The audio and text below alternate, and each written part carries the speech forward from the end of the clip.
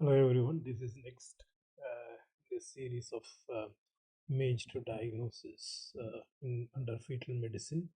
This case scenarios involving the fetal eye of the orbits. Now, these are the images of orbits during anomaly scan in two fetuses. Fetus 1 on left side and fetus 2 on right side. Which one is abnormal?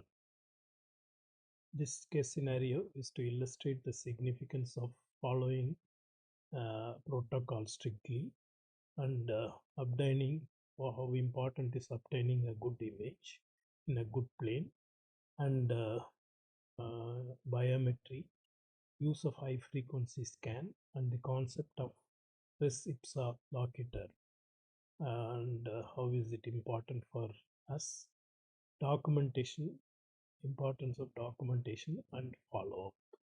If you like to listen to this case scenario, please log on to sonoshare.in. Thank you.